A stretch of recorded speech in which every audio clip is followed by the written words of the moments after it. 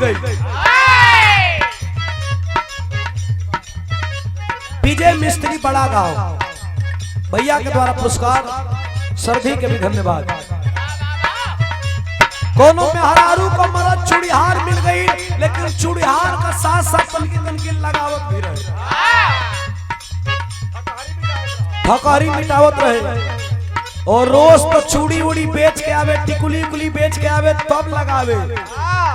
लेकिन एक दिन ढेर बिक्री हो गई तो गाँव में कंपोजिट का दुकान रहल, अब वही जे बिक्री के बाद लगा लल। आ रात होखे लागल, घरे अइबे ना कल मेहरारू अकेले, ताकत बाकी सब कर बलमुआ बेच बेच कुल्फी बर्फ आ गइल। हमर राजा जी अइले ना, कहत या दूसरी पड़ोसी से कहा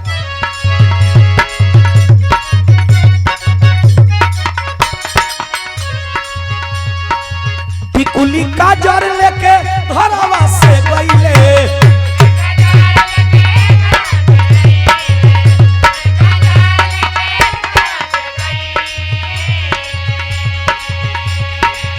पढ़ गईले दूरावा की रहिया भूलैले।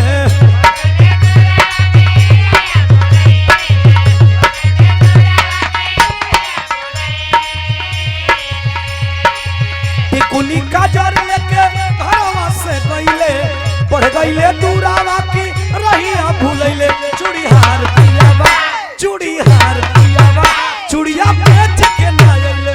चूड़ीहार पियावा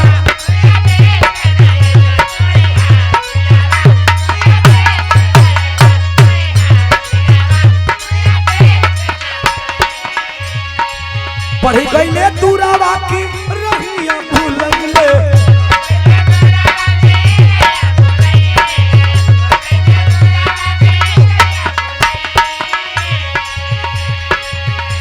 कोनो में हरारू कहे चैत में लइका हो गयल, मरद खेती हर बा कहलस की बड़ा दिक्कत बारे दादा। ई चैत में संगे कटनी करवावे के तई सौरी घर गोर ले बिया। अरे हम फसनी दौरी में, अरे हम फसनी दौरी में, आ तू फंस गइलू सौरी में। अरे हम फसनी दौरी में, अरे तू फंस गइलू सौरी में।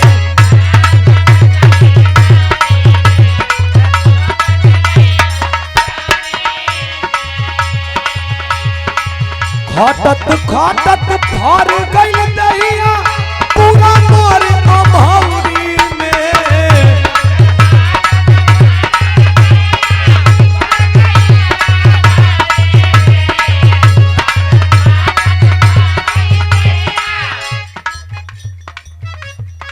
सुभाष लेखपाल जी कमेटी के सदस्य जी के द्वारा आशीर्वाद दिले बानी 500 रुपया पुरस्कार, दिल से धन्यवाद।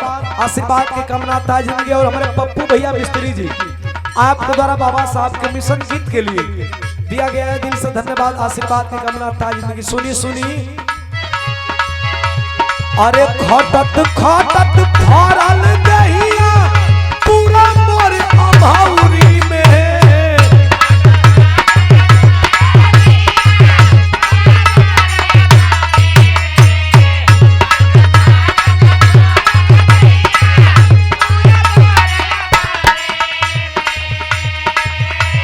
अरे खटत खटत फरल दहिया पूरा मोर अमहौरी में।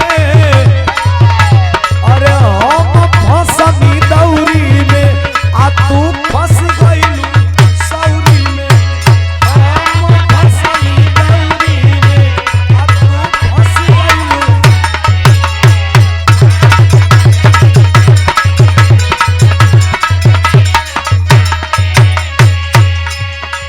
अरे हिले के पलंगिया तो रोज हिलाता,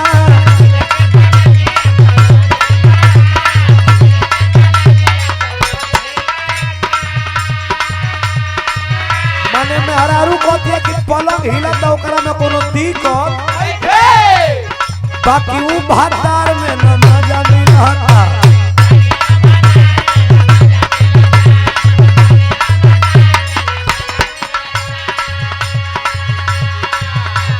चौकी पखात नहीं खे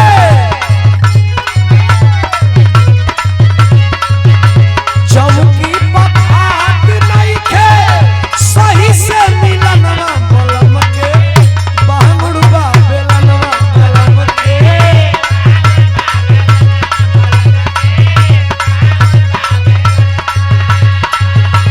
बलम के बांगुड़बा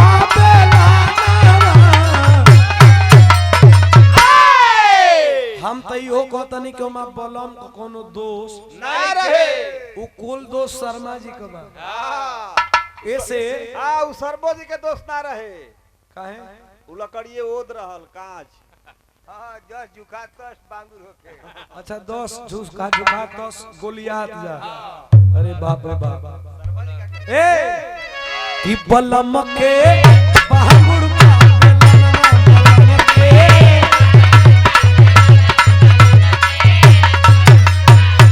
अच्छा लिखे वाला देखो हम तो जानत रहली खाली नमवे बाटे बिरछा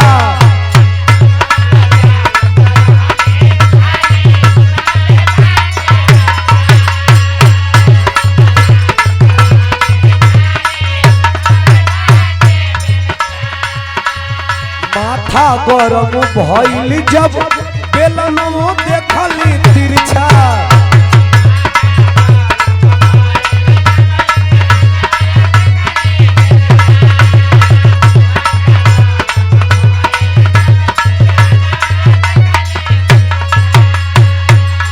कहिया ले जेल बला करा संग मोजेल नवा बलम के बांगुड़बा बेलनवा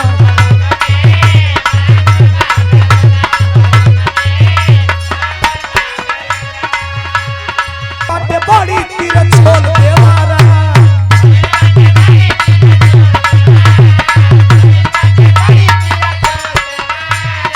भइल बाटे बड़ी तीर छोड़ देवारा रोज रात में पढ़ावेला भूगोल देवारा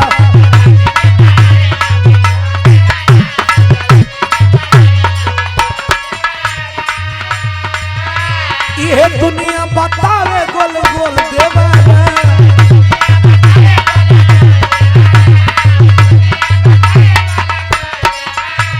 बाबूजी श्री कृपा शंकर राम जी के द्वारा सरदार 100 रुपया पुरस्कार कोट कोट लाख धन्यवाद।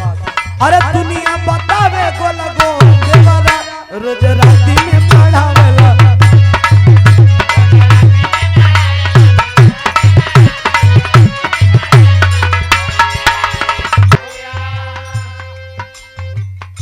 ए राजा जी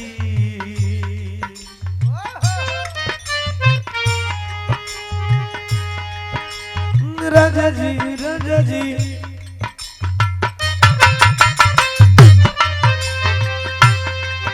अरे छठ दिवाली होली सब बहरे बितैला हो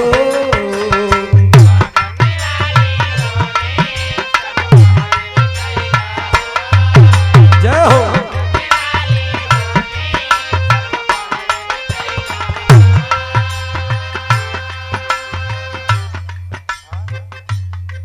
हरिंदा राम बड़ा गांव आप अभिभावक के द्वारा शानदार 100 रुपया पुरस्कार धन्यवाद प्रणाम हो आशीर्वाद की कामना ताजे अरे छठ दिवाली होली सब पहरे बितैला हो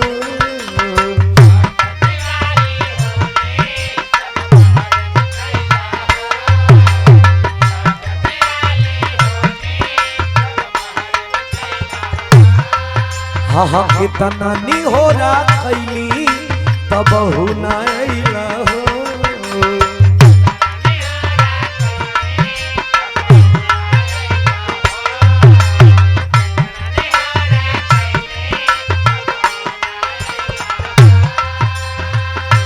चैत में कसहूं अब की चैत में कसहूं अब की अरे घरे आजा जी ए राजा जी आजा जी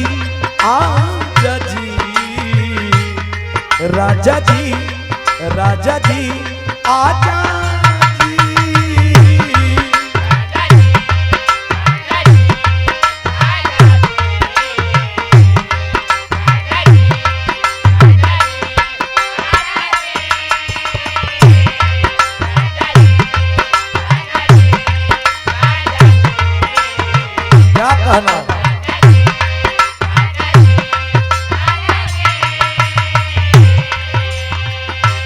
भाजपा मंडल अध्यक्ष, बसपा सेक्टर अध्यक्ष,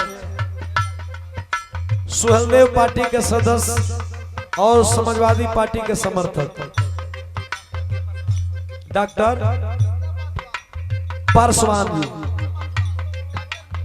डॉक्टर मुन्ना पासवान।